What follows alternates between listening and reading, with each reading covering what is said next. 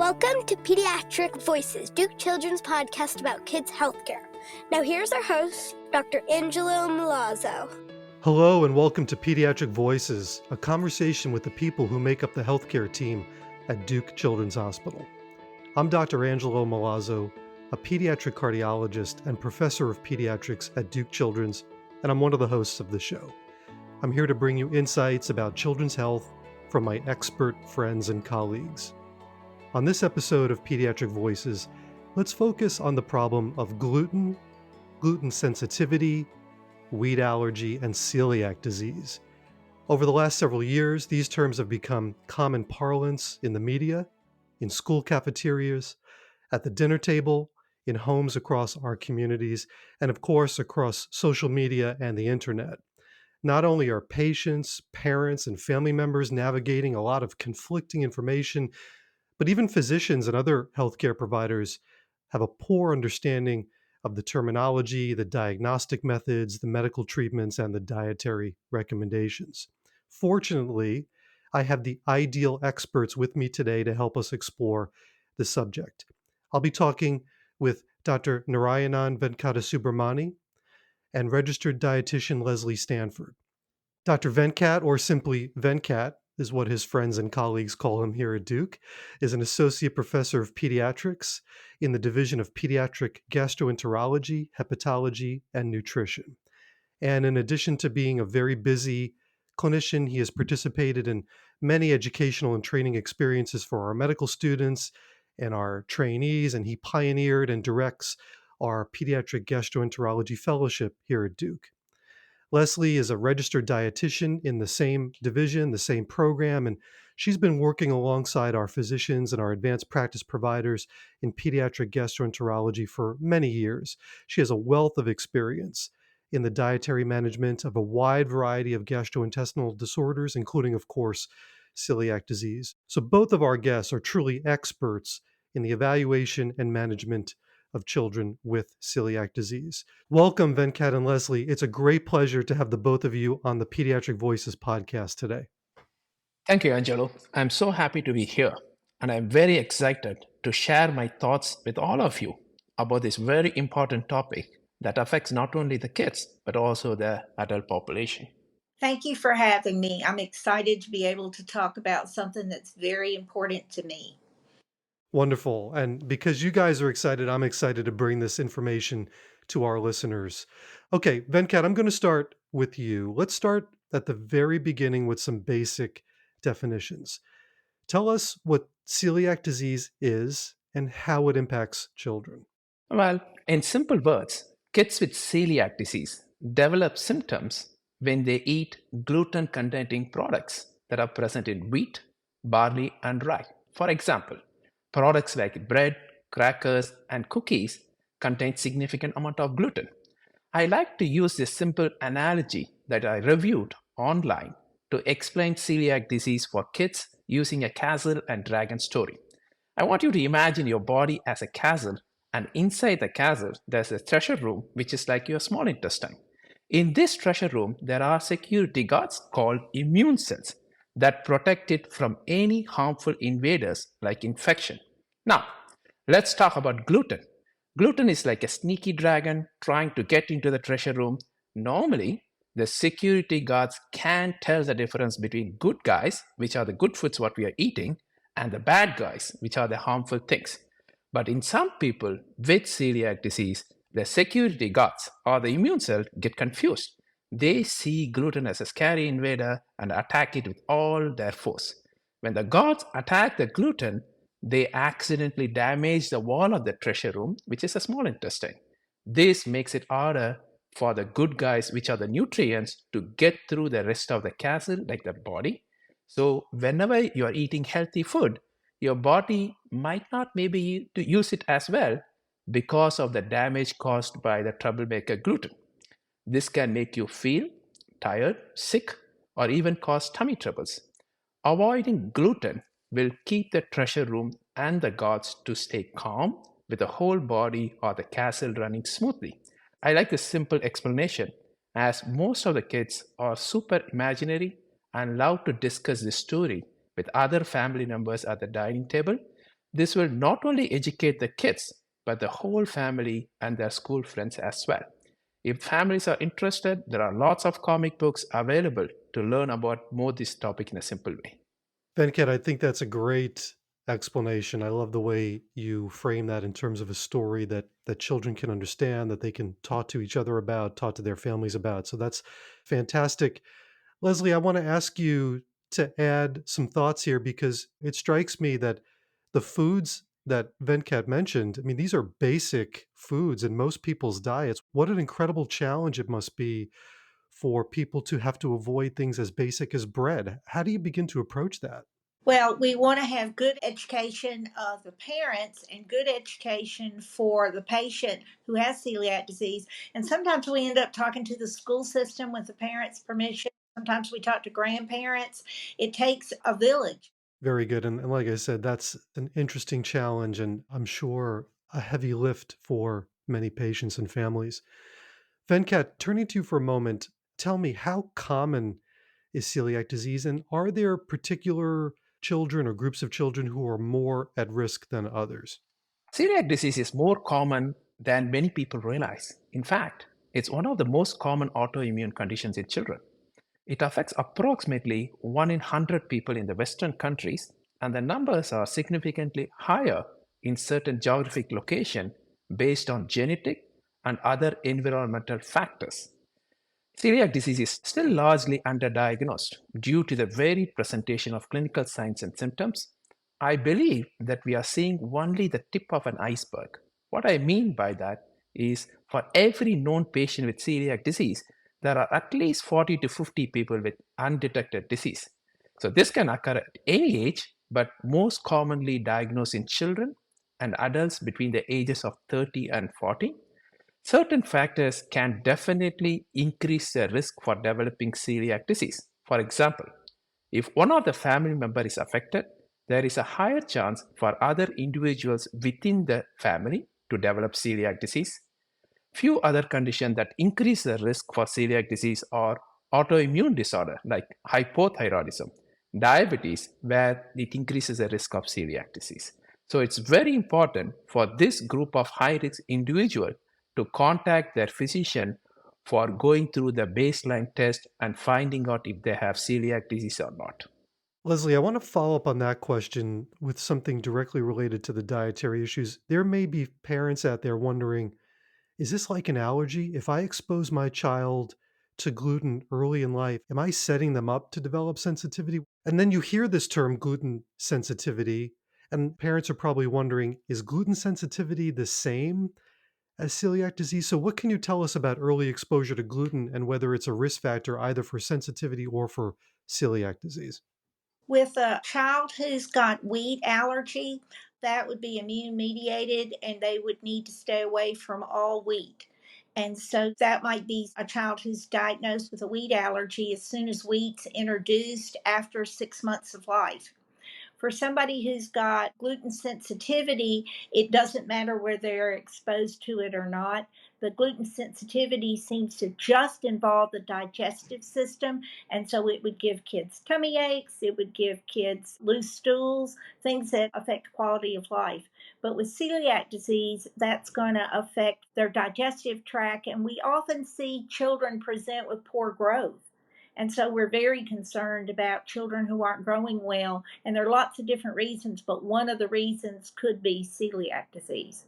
Well, that's very helpful. That helps me at least begin to sort out these different categories. You talked about wheat allergy, you talked about gluten sensitivity, and then you talked about celiac disease.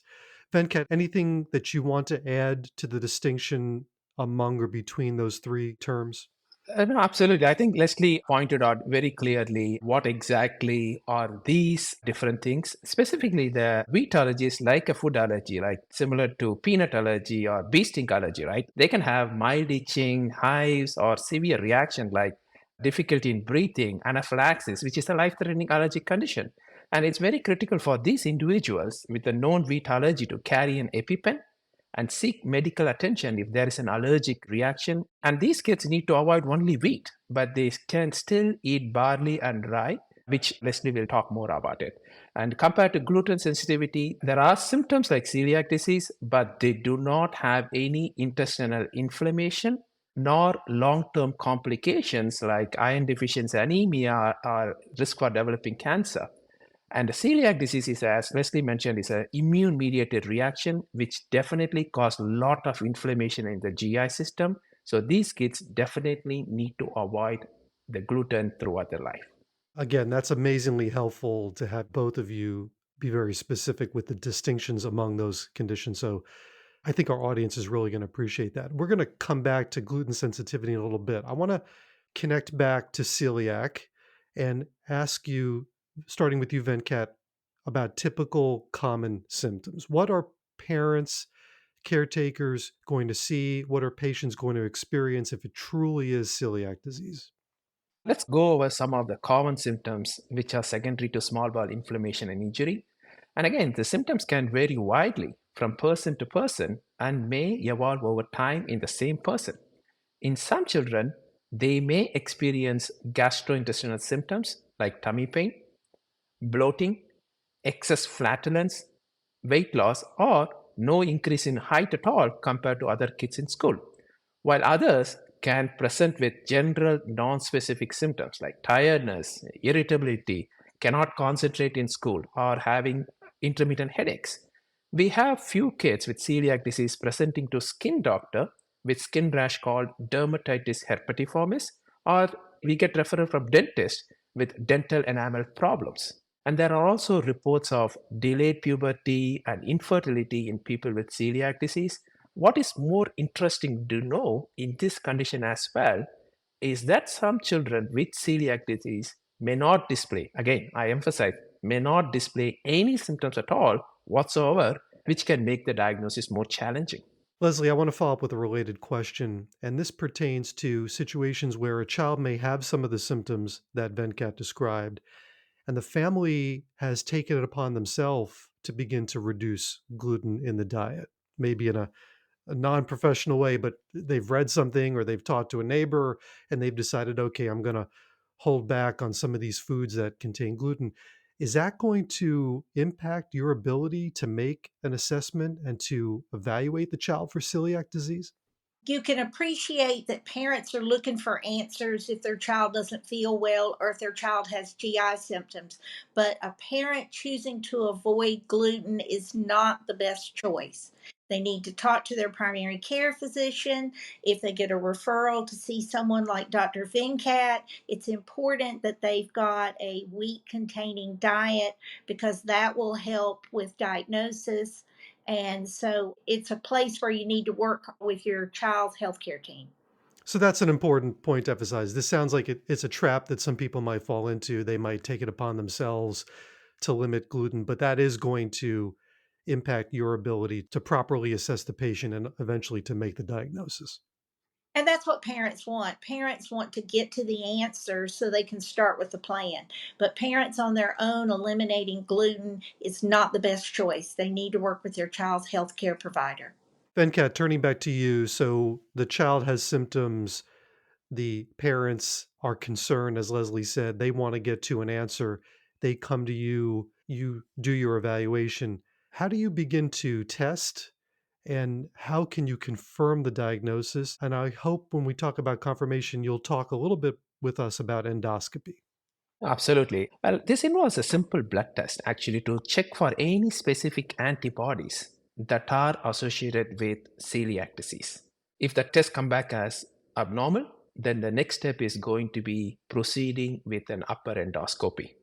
Let me talk a little bit about the endoscopy, which many of the kids want to know. This is the test to confirm the diagnosis of celiac disease. Basically, what it means is that myself or other doctors insert a tiny flexible tube called the endoscope, which has a camera at its end. The flexible tube goes into the mouth and down into the tummy. It's like a super tiny submarine exploring inside the tummy. The camera sends picture to a big TV screen so that we can see everything clearly. They take small pieces of tissues called biopsy and see it under the microscope to confirm the diagnosis. Before the scope, you might get some special medicine to help you relax and not feel anything. And after the endoscopy, you might feel a little bit sleepy or have a scratchy throat. But that's very normal. You can rest until you feel better. The key part here is knowing that the endoscopy helps us to take care of the kids and make sure everything is okay inside your tummy. And again, you will be completely asleep during the whole procedure, so you won't feel anything at all. So you have laid out very nicely the procedure of endoscopy and how it's used in confirming the diagnosis. Once you have the results of the endoscopy, if it does confirm the abnormalities associated with celiac disease, and I want to hear from both of you on this, what are the next steps in terms of medical treatment and what are the next steps in terms of dietary treatment? Venkat, maybe you can start with the medical aspect and then we'll turn to Leslie to hear about the dietary interventions. Great question. Strict gluten-free diet is a mainstay of treatment, and currently we have no medication to treat celiac disease. However, significant research is going on to explore the treatment options. Some of the clinical trials are really promising. For example, using certain medications to reduce the immune response, modifying gluten, using immunotherapy, and gene editing techniques. But these are all still in the early stages of development. We at Duke are looking forward for these clinical trials as this can significantly improve the quality of life. Now, let's listen to Leslie about the dietary modifications. Yes, currently celiac disease is a lifelong illness. There are no medications to treat celiac disease at this time. We're hopeful in the future there will be, but right now it's the avoidance of gluten, and that means no wheat, no rye, and no barley. So we help patients and families navigate what does that mean in regard to grocery shopping? What does that mean in regard to planning dinners for your family? What does that mean in regard to eating out or going to a birthday party? So we work with families to figure out what's going to be the foundation of their diet. So meats will be okay, fruits and vegetables will be okay. All of those are safe. We're finding substitutes for wheat, barley, and rye. And in this country, wheat is a foundation grain. So we're looking for substitutes for cereals and crackers, cookies, dinner rolls, biscuits, and we're looking for all of those things to help families find substitutes. Some of those foods are more expensive, and some families struggle with some food insecurity. So we are always, dietitians throughout the Duke system and other academic children's hospitals are looking to help them find ways to get their child's foods that are safe while trying to not have to spend any more money than you have to. Leslie, I appreciate the complexity of the task. I mean, you're asking young children and their families to make a major lifestyle and dietary modification. What do you do in the terms of the context of the family? So if you have a patient who has celiac disease and they can't eat a number of things in their diet, but other people at the dinner table can, or their friends at school can, or as you said, they go to a birthday party and it's available. How do you begin to help the child navigate that? Well, we try to look at age appropriate behaviors. So, what we're doing with 2 and 3 year olds is different than what we're doing with teenagers at the time of diagnosis. We want to include school age children in on decision making. So, often we start with a meal like breakfast. What do you like to eat? And then we look for substitutes that would be appropriate. You think about what most of the people eat for breakfast, there are many wheat containing foods. And so, we're looking for appropriate substitutes that are foods that would be safe. For birthday parties, we want to make sure that our party guests get to enjoy the party. So many of our children with celiac disease take their own cupcake. So they'll take a gluten free cupcake with them to the birthday party so they can enjoy the party. Because all of us, whether we're children or adults, enjoy food in social settings. So we want to help kids to feel confident that they can have something safe. And often our kids will tell us that they take two cupcakes, one for them and one to share with a friend, because many gluten free foods are very delicious. They're not all bad, and the cupcakes are very good. Yeah, one thing I would like to add is on top of what Leslie said is I tell the families if you are newly diagnosed with celiac disease, my advice is to take it one step at a time. While moving to a gluten-free diet may initially seem intimidating, some individuals are delighted that it opens up a world of new taste experiences and ultimately contributes to the improved health and well-being. That sounds like a really positive spin that you guys are both putting on it. I like the idea that you're telling these children they don't have to do it all at once, and that you're emphasizing the idea that they're opening themselves up to other dietary choices which they may not have considered in the first place. Leslie, do you want to add something to that or comment on that idea? With some of our families, they struggle with how to create a gluten free environment for one child while they might have other children or other family members living there. Sometimes the entire family goes gluten free and the whole household is gluten free. And for some families, that's the best choice. For other families, that one child who needs to follow a gluten free diet is partnered with one of the parents who chooses to follow gluten free with them to be their cheerleader. So families have to decide what makes the most sense for them. With many of our younger children, the entire household is gluten free, so there's not any accidental ingestion of a food that a child might not understand contains wheat. Leslie, I'm so glad you brought that up because it actually begs a question that I wanted to ask both of you. And that is, you do hear in the popular press, you see it on social media, health influencers, people advocating certain changes in lifestyle to improve general health. You definitely hear people say that a gluten free diet could benefit anybody. Is there any truth to that? I'll answer and then we'll see what Venkat has to say. I think diet modification is difficult. So I don't think people should arbitrarily take gluten out of their diet because it can be more expensive and more complicated. There are some people who find some benefit from removing wheat from their diet because of the gluten sensitivity. So it's another component in the wheat called fructans. And some people have some bloating and distension and if they find removing wheat from their diet helps them in that regard. So I think with any decision you make, taking care of your child or taking care of yourself, you have to think of why you're doing it and what are going to be the financial cost and also the social cost of doing that. So it can't hurt you to be gluten free, but it's a big decision.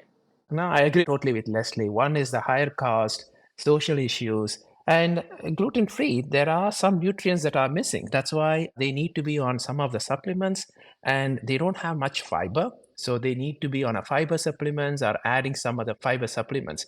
So one, it's expensive, a lot of other things. So unless they have celiac disease, it's sort of like a little bit challenging for the families as well to start this gluten free diet just for the sake.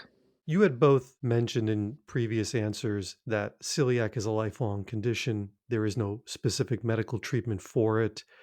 What do you tell patients in terms of prognosis? Is this something that they should expect to deal with their entire lives? Is it going to shorten their life expectancy? Is it going to put them at risk for other gastrointestinal disorders? What are the elements of long term prognosis that you find are important to discuss with children and their families? Most of us, and I'm very open in my approach in telling the families that celiac disease is a lifelong condition, which means that there is no cure for this condition at this time. However, the good news is the symptoms can be controlled and the patient can lead a healthy lifestyle by following a strict gluten free diet. Of course, this can be challenging at times for some families, and it's fundamental for the families to recognize that accidental exposure to gluten can still occur, and even with a small amount of gluten, it can trigger symptoms and cause damage. So, what happens if they don't follow a strict gluten free diet? Untreated celiac disease can lead to various long term complications, including nutrient deficiencies such as iron and vitamin D, which in turn leads to iron deficiency anemia, fatigue. Because they are not absorbing the vitamin D and calcium, they are at risk for developing fractures. They are also at risk for developing other autoimmune conditions and certain cancers like lymphoma at a later part of their life because of constant inflammation and change in their intestinal cells. So, therefore, it's utmost importance for the families to work closely with the healthcare team, dietitian, doctors who is familiar with the celiac disease, making sure you are getting the correct nutrition you need while strictly avoiding gluten containing diets. Leslie, I just want you to add a little bit more on top of it, please. I think it's important to use a gluten-free vitamin. I think it's important to look for all the choices that are out there. There are so many more choices that are gluten-free than previously. I'm hopeful that there are scientists and researchers around the world that are looking for answers for celiac disease, and I'm hopeful that we will know something more in 10 years.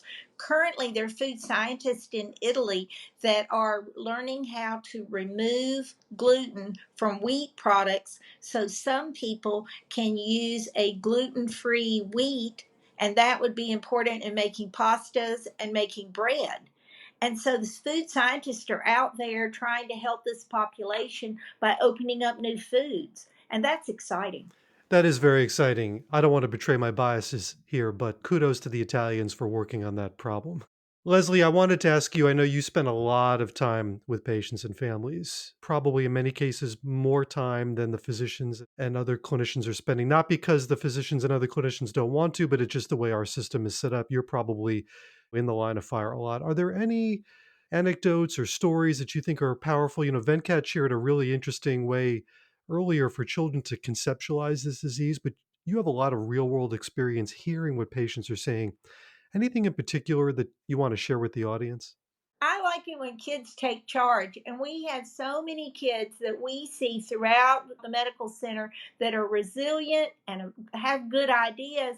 And we see kids all the time that are coming up with really good ideas about how to change something or how to add something. And so while avoidance of gluten is very difficult, we have children at many different ages who take it on, and they are strong and they come up with great ideas, and that's wonderful to see. Well, that is a terrific story. And I agree. It is wonderful to see that. It's amazing what comes from our patients sometimes. We foolishly underestimate, I think, in many cases, what they're capable of doing. And that's a great example. I love that. Venkat, I wanted to ask you for families who are struggling with this or maybe worried about their child or children having these symptoms, how do they reach you? Do they typically go to their pediatrician, their family doctor, their primary care clinician, or can they come directly to a gastroenterologist? What is the preferred route for them to get to someone like you and to someone like Leslie? We at Duke are starting our specialized celiac disease center soon.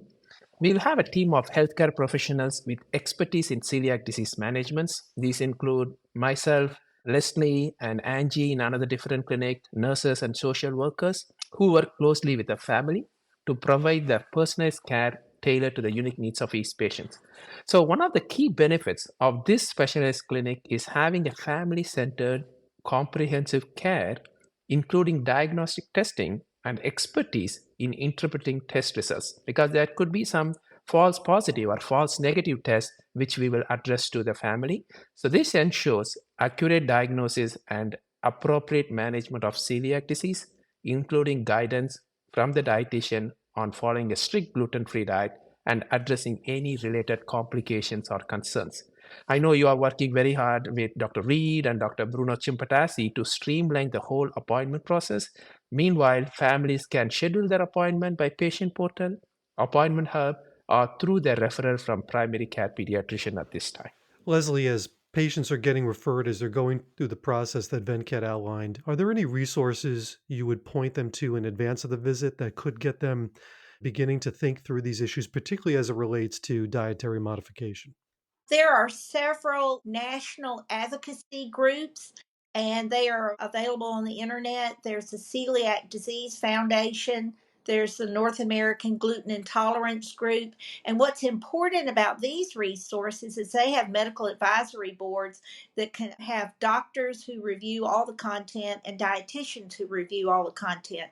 So while the internet can be a sketchy place to find information for some things, it can be an excellent resource for our families. And so, any of the national advocacy groups are good resources for information, and they help with how to get ready for college.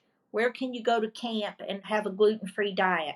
What do you do when you're traveling? So, these national resources are great places. We also work with some of the other places that have celiac disease centers, and they have great resources and parent groups. So we're hoping maybe we can have a parent group in the future. I also learned something new from the families, like during the clinic visit, like what Leslie was mentioning, right? One cool thing that I learned recently from one of the families is the Celia Cruise. And these specialized crews aim to provide a safe and enjoyable vacation experience for individuals and families following a gluten-free diet. And I believe the food items are prepared in a separate dining room by trained chef to cook with strict gluten-free choices, along with other social events, activities, and educational seminars. I understand these cruise rides are very popular and gets booked at least 2 years in advance. So that's one thing I always learn something from the parents. Well, that is fascinating. It's really interesting to see some areas of society adapting to the reality that there are so many people struggling with this disease. This has been just a utterly fascinating look at celiac disease. As I mentioned at the outset of the show, there is a lot of misinformation, a lot of misunderstanding about the topic. I know I learned a lot. Venkat and Leslie, thank you so much for being guests on the show today. It's been an absolute pleasure to have you and to hear these expert insights into celiac disease. I hope you will both come back and talk with me again, not only about celiac, but about other topics in gastrointestinal health. I think our listeners, parents, caretakers, children are going to be really interested to hear more about these topics in the future. So thank you so much. Thank you, Angelo. Thank you for having me. Pediatric Voices is brought to you by Duke Children's Hospital and the Department of Pediatrics at the Duke University Medical Center here in sunny Durham, North Carolina. The show was created by Dr. Richard Chung and by me, Dr. Angelo Milazzo.